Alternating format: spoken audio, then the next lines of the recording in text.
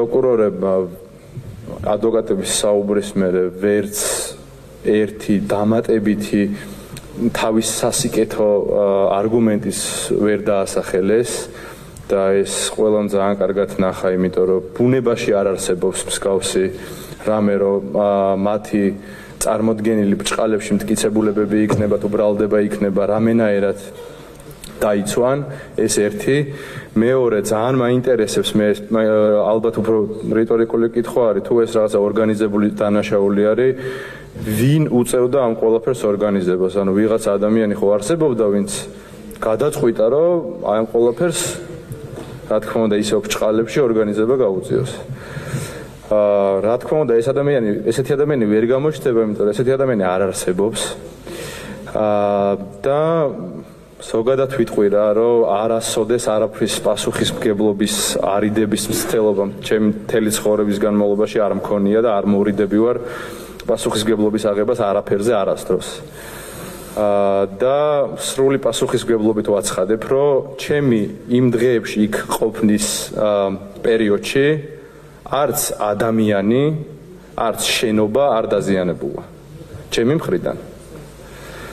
და აი ეხა რასაც ვისმენ, აი ეხა გამახსენდა ისა, რა ქვია.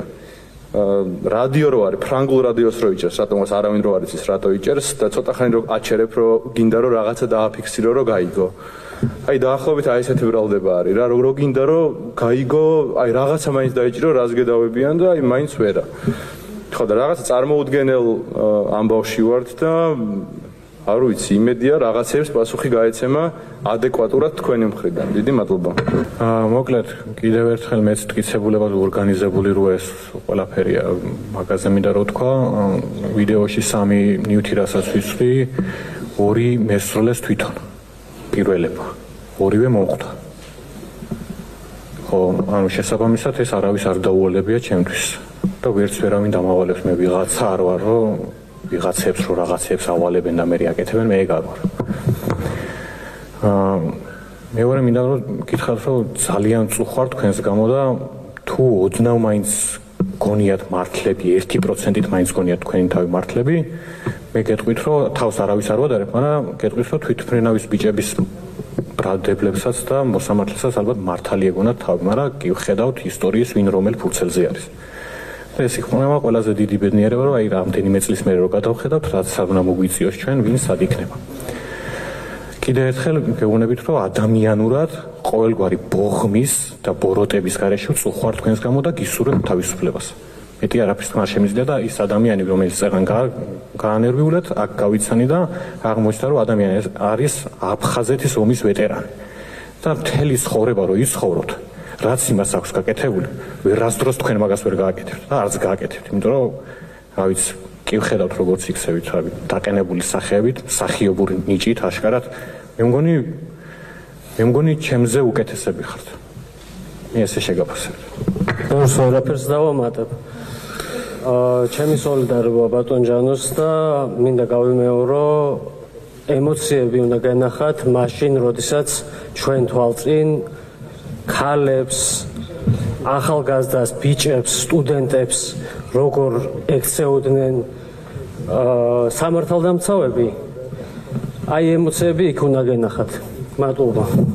პირველ რიგში სოლიდარობა მინდა გამოუცხადო ბატონ ჯანოს, რომელიც უსაფუძვლოდ და უსამართლოდ იქნა გაძევებული და აუცილებლად მოვითხოვთ, რომ დაბრუნდეს დარბაზში, თორე არც ამ და არც შემდეგ სასამართლოზე მე პირადად აღარ ვაპირებ მოსვლას, თუ ასეთი უკანონობით უნდა აგვიხვიოთ თვალი. მეორეც, ანუ სრულიად ბუნებრივი ემოცია ქონა ადამიანს, როდესაც ორგანიზებული ჯგუფურ ძალადობაში გვედავება კონკრეტული პროკურორი და თან ამბობს, რომ შენ ცალკე ჩანდი ამ ვიდეოში, შენ მარტო ჩანდი. ანუ არ აქვს ვიდეო, სადაც ჯგუფურად ჩანვართ ერთად. მე მგონი პროკურორმა სიტყვა ჯგუფურის მნიშვნელობაც არ იცის და თან უტიფრად ის მთელი 3 თვის მანძილზე იმეორებს, რომ ჯგუფური ძალადობაო და რაც ყველაზე მთავარია, 2 თვის წინ იმ მიზეზით გადადეს სასამართლო, რომ მაშინ არ იყო საკმარისი არგუმენტები და ორთვეში მოვაგროვებთო და ზუსტად იგივე წაიკითხეს, რაც 2 თვის წინ. მეტიც, სასამართლოს ბოლოს ზუსტად იგივე წაიკითხა, რაც სასამართლოს დასაწყისში. ანუ ერთი და იგივეს კითხულობს, ამით გვიხოს თვალს და რანაირად არ უნდა გამოხატ, რანაირად არ უნდა გქონდეს კიდე ემოცია. და იმ ტიფლიში ერთ-ერთი პერსონაჟი რეჟი ამბობს იმ წესრიგის დედავატირეს, სადაც მე მოღალატე ვარ და შენ კი გმირიო და ახლა რო გიყურებ ზუსტად იგივე განცდა მაქვს იმ სამართალს რა უთხარი, სადაც ჩვენ მოძალადეები ქვია და თქვენ სამართალ გამსავალ. მადლობა. არსებობს ეგეთი მოცემულობა შინაგანი რწმენა. მე ჩემი შინაგანი რწმენა მაძლევს იმის საშუალებას რომ თქვა დღეს მე გური მირცხულავა განურჩევლად იმისა რა განაჩენი დადგება დღეს რა იქნება საბოლოო განაჩენი აქ დგავარ ამაყად და მე მადლობელი ვარ აი თითოეული ამ ადამიანის თითოეული იმ ნაბიჯის რომელიც მათ გადადგეს და ბატონო მოსამართლეო უბრალოდ ამის საპირწონედ შეუძლია პროკურორს გაიმეოროს იგივე მე პროკურორი ვარ და თოდუა ამაყი ვარ რასაც ჩავდივარ დღეს და ჩემი თითოეული ნაბიჯი მიზანმიმართულია ჩემი ქვეყნის კეთილდღეობისათვის ხო გაიმეორე ერთი წუთით რა წესრიგის დაცვის მიზნით სასამართლო 192 მუხლის 4 ნაწილის თანახმად ნაწილობრივ ხურავს ხტომის მიმდინარეობას ხტომას დამსწრეებმა დატოვეთ ხტომის დარბაზი საჯაროობა უზრუნველყოფილი იქნება ვიდეო გადაღების რეჟიმში